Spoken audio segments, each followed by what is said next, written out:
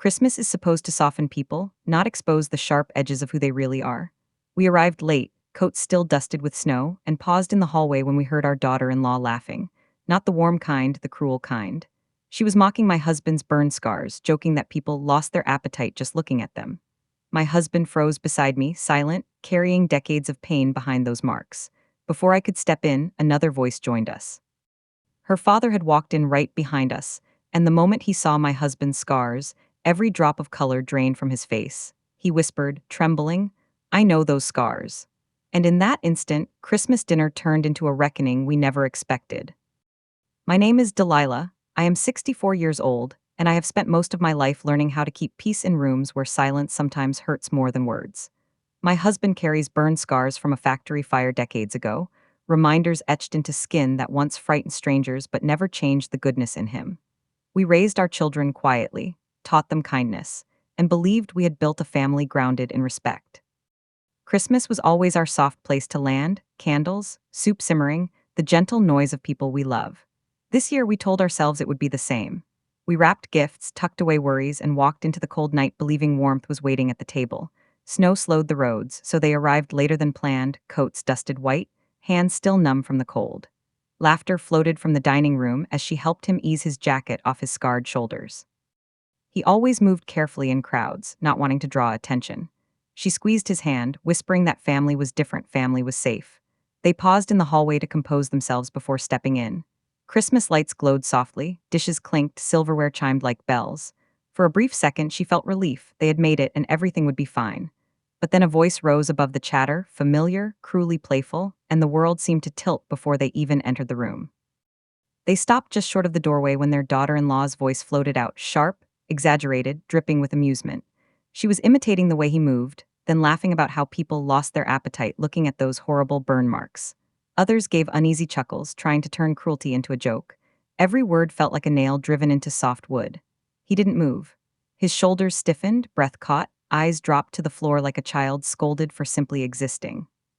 She felt heat rush to her face, anger, grief, disbelief, all tangled together. This wasn't strangers, this was family. And they were laughing at the scars that had nearly cost him his life. He didn't speak. He never does when pain hits like that. Instead, his posture folded inward, as if he were trying to take up less space in a world that already offered him too little. The scars had always been a part of his story, not a punchline. Yet here he stood outside his own son's dining room, listening to them become entertainment. She wanted to storm in to defend him loudly, but he gently squeezed her hand as if to say, "Don't." That silent plea broke her heart even more. Dignity had become his shield. Silence his only defense. And still, the laughter continued. Footsteps sounded behind them on the porch, snow crunching under careful boots. They turned to see their daughter-in-law's father step inside, brushing cold from his coat. He greeted them warmly, unaware of the words drifting from the dining room. Before she could warn him, another cruel line floated out, another joke about the scars. The older man stopped mid-step. His eyes shifted toward the doorway, then toward the scars on her husband's neck and jaw. The color drained from his face so quickly it frightened her. It wasn't a shock at all. It was recognition, deep, painful recognition, like someone staring at a ghost from a past he'd tried to bury. The room beyond them kept laughing, unaware the world had changed in the hallway. The older man stared at the scars, not with disgust, but with horror that seemed to hollow him out. His lips trembled before the sound finally escaped. I know those scars." The words came out like a confession, barely louder than a breath. Her husband looked up slowly, confusion sliding into something darker, memory stirring where it had slept for decades. She felt the air tighten, as if the house itself understood that whatever came next would redraw every relationship inside those walls. Christmas dinner no longer mattered. Only the truth did. They stepped into the dining room together, not dramatically, not angrily, just quietly enough to stop every conversation mid-sentence. Faces turned. Forks froze. Their daughter-in-law's laughter died the moment she saw who had been standing in the hallway. Shame flickered, quickly hidden, but her father didn't sit. He looked from the scars to his daughter, then back again, pale as paper. The silence grew so thick it almost hummed. Finally, he whispered, barely holding himself together, that those scars came from a fire he had never forgotten, one he should have prevented, one that had haunted him for years. And in that instant, cruelty, history, guilt, and truth all collided at the Christmas table, and nothing felt safe anymore. The words unlocked doors he had kept bolted on for decades. The smell of burning metal, the roar of collapsing beams, the blistering heat, it all came back, rushing in like a wave determined to drown him. He remembered crawling through smoke, hearing men scream, feeling his skin change forever. Beside him, she watched the color drain from his face and knew the past had wrapped its hands around him again. Across the table, their daughter-in-law shrank into her chair, realizing her mockery had landed on wounds that still bled beneath the surface. Christmas decorations shimmered uselessly, unable to soften the room now thick with ghosts. The older man finally sat, as if his legs no longer trusted the ground. His voice cracked while he explained that he had once worked at the same factory. At the time of the fire, he'd been a junior supervisor, the one who had signed off on a safety shortcut to keep production moving. Faulty wiring, blocked exits. He had believed it was temporary. Then the building ignited. He had escaped unharmed while others carried burns that never healed. He had lived with that guilt ever since, convincing himself the victims had been strangers. Now he faced one of them across a Christmas table, and the weight of recognition crushed whatever defenses he had left. Piece by painful piece, the truth settled in. The same decision that had scarred her husband's body had shaped the father-in-law's entire life in shadowed regret. The two men had crossed paths only in tragedy, one bearing the scars, the other the responsibility. Their daughter-in-law stared between them, suddenly realizing the cruelty she'd spoken had mocked not only a victim, but also the living consequence of her father's mistake. It wasn't just rudeness anymore. It was a wound reopened in every direction. No one touched their plates. No one pretended this could be laughed off. The past had finally found its way home. Panic flooded her face, stripping away the confidence she usually wore like armor. She stumbled through apologies, insisting she never meant it, that it was just a joke. But jokes reveal what respect tries to hide. Her words had exposed something inside her, a casual cruelty born from never having carried pain herself. Now she was trapped between her father's shame and her husband's silence, realizing that the man she had mocked could just as easily have died the day those scars were made. And for the first time, she understood, truly understood, that scars are not decorations. They are history carved into skin. The older man's eyes filled with tears he had never allowed himself before. For years, he had buried the memory beneath work, distractions, anything that kept him from replaying the moment he'd chosen speed over safety. But sitting across from the living proof of that decision, wrapped in scars and undeserved humiliation, shattered the dam. He apologized without excuses, choking over the words. Not to clear his conscience. Not to beg forgiveness. But because the truth had finally found a voice stronger than denial. Guilt, once locked away, now stood at the table like an uninvited guest who refused to leave. For the first time since entering the house, he spoke. His voice was quiet, not angry, not vengeful, just tired. He explained what the fire had taken. The job he loved, the ease of being seen without stares, the simple comfort of forgetting the mirror. But he also spoke about survival, about rebuilding a life with dignity, about kindness being stronger than pain. He didn't absolve anyone. He didn't condemn either. He simply told the truth, the kind that leaves no room for mockery. And the room listened because there was nothing else left to do. Slowly, an unbearable understanding filled the room. The daughter-in-law's cruelty hadn't landed on a stranger. It had landed on a man her own father had unintentionally helped harm. Two tragedies, one physical, one moral, had collided at the table. She covered her face, weeping into silence that refused to comfort her. Her husband, their son, sat frozen, realizing the woman he loved had laughed at the very thing that had nearly killed the father who raised him. The room no longer held just Christmas decorations. It held truth, raw and sharp, demanding to be faced at last. Once the first truth surfaced, others followed. Relatives who had once dismissed the fire as unavoidable now admitted they'd heard whispers about safety violations back then. The older man revealed he had written anonymous letters after the incident, begging the company to change its practices, but the guilt never eased. Hearing this, he bowed his head, saying no apology could erase the scars. Her husband sat quietly, absorbing every word with a stillness that felt heavier than anger. The daughter-in-law realized she had mocked not only a survivor, but the very event that had shaped her father's worst regret. The room felt crowded with all the truths they had avoided for years. Gradually, it became clear that some family members had known fragments of the story, not the personal connection, but the tragedy itself. They had simply chosen silence, believing the past should stay buried. Now that silence looked like complicity. She felt a strange mix of sadness and relief. Sadness that her husband had carried so much alone, and relief that the truth was finally being spoken aloud. The daughter-in-law shrank further into her chair, realizing she had laughed at a pain everyone else instinctively respected except her. The shame in the room didn't point in one direction anymore. It circled all of them. The conversation turned toward what accountability truly meant. The older man insisted that nothing could balance the scale, but he would at least face what he had run from. He offered to help fund burn recovery programs, to speak publicly about workplace safety, to stop hiding from the past. He didn't present it as redemption. He presented it as responsibility. Her husband listened, then nodded once, not forgiveness, not acceptance, simply acknowledgement that the man wasn't running anymore. Payne finally had somewhere to stand other than quietly inside him. Later, away from the crowd, he spoke longer than he had in years. He admitted that the scars had never bothered him as much as the reactions to them, the stares, the whispers, and now, the mockery from someone he'd welcomed as family. He said he didn't want revenge, he wanted respect. He wanted people to remember that scars don't make someone less, they prove someone survived. Hearing him speak so openly felt like watching a locked door open slowly, letting long-trapped air finally escape. For the first time, the house listened, really listened. Their son could barely look at his wife. It wasn't just the joke, it was what the joke revealed. He asked her whether she truly respected his father, whether kindness was something she practiced or only performed. She tried to defend herself again, then stopped, realizing excuses sounded smaller each time she spoke. Her father watched silently, understanding that the consequences of his old mistake now rippled through a new generation. The marriage didn't explode into shouting. It sagged under the weight of truth, both of them recognizing that something fundamental had cracked, and it wouldn't mend easily. Blame tried to find a home in guilt, in ignorance, in past mistakes, but none of it erased the sting of cruelty spoken aloud. She wished she could gather the words back out of the air and lock them away where they could never hurt anyone again. Instead, she sat with the truth. Some damage is done by fire, some by mouths, and the second kind can burn just as deeply.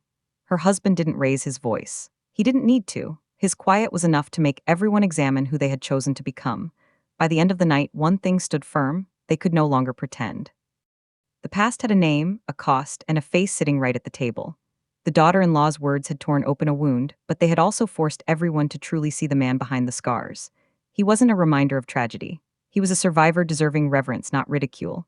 And once truth becomes that clear, there is no going back to shallow politeness. The next steps, apologies, boundaries, choices, would come. But for now, the silence held something new: honesty. Eventually, the evening reached a point where politeness could no longer hide behind silence. She spoke first, not harshly, but with a steadiness that left no room for evasion. She said cruelty spoken in private is still cruelty, and when it's toward family, the apology must be just as public as the insult. The daughter-in-law was asked to acknowledge exactly what she'd done, not with excuses, not with nervous laughter, but with truth. Her father added that his own failure decades earlier had already destroyed enough. He would not allow disrespect to grow from the ashes of that fire. The room waited. Accountability, at last, had been named out loud. The apologies came, but they didn't arrive neatly. Tears blurred words. Pride tripped over honesty. Her husband listened quietly while the daughter-in-law admitted she had mocked what she did not understand, that she had treated scars like decoration instead of survival. He didn't rush to make her feel better. He simply said the words had hurt deeply, personally, and that trust now sat cracked between them. Their son finally spoke, saying respect was the foundation of their marriage, and without it, nothing stable remained. No one shouted. No one stormed out. Yet the conversation cut sharper than any raised voice ever could. Shame settled on the daughter-in-law like heavy fabric she couldn't shrug off. She saw, perhaps for the first time, the human cost of her careless humor. She apologized again, not to erase consequences, but because the regret now felt real instead of performative. Her father watched silently, grieving the chain reaction his old decision had created. And still, the man with the scars carried himself with quiet dignity, refusing to turn the moment into punishment. Regret hung in the air, but regret alone had never healed anything. The question now was whether change would grow from it. She spoke gently but firmly. Things could not return to normal simply because the words "I'm sorry" had been spoken. New lines would need to be drawn. Respect was now a requirement, not a request. Mockery, even disguised as humor, would end permanently. If it ever resurfaced, distance would follow. Her husband agreed, adding that pity wasn't welcome either, only simple decency. The message was clear. Forgiveness might come someday, but access to their hearts would have to be earned back through consistent kindness. Everyone at the table understood the stakes. The family didn't erupt, it quietly shifted. Some relatives supported the boundaries immediately. Others felt uncomfortable, preferring the old pattern of ignoring hard truths. Their son looked torn, trying to balance love for his wife with loyalty to the man who raised him. The daughter-in-law left with red-rimmed eyes, realizing consequences do not always look like shouting. Sometimes they look like distance. The evening ended with fewer hugs than usual, lighter plates, heavier hearts.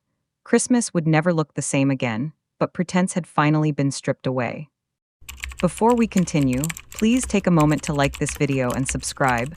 Your support means a lot, and the ending will touch your heart. Over the following days, respect took on new meaning. It wasn't silence. It wasn't forced politeness. It was speaking with care, acknowledging pain, and refusing to treat someone's survival like an inconvenience. The older man who once signed that unsafe form called often, determined to face what he had avoided. He didn't expect forgiveness. He simply stayed present. And slowly, conversations became more honest, not easier, but cleaner. The truth, once exposed, refused to crawl back into the dark. The turning point arrived when their son quietly said he would stand beside his parents first, not out of duty, but out of respect, finally understood. His wife would need to prove over time that compassion guided her more strongly than comfort. No shortcuts, no pretending. Hearing this, her husband exhaled, not in triumph, but in relief that his worth had finally been defended out loud. The family had a long way to go. But the direction had changed. And from that moment forward, cruelty would never again be allowed to pass as humor in their home, not while scars, seen and unseen, still told the stories of survival. In the weeks that followed, boundaries stopped being theory and became practice. Visits happened less often, and when they did, respect was expected like breath. He no longer shrank into himself in crowded rooms. He stood comfortably, scars uncovered, letting the world adjust instead of folding himself smaller. She supported him quietly, proud that he finally chose his own comfort over politeness.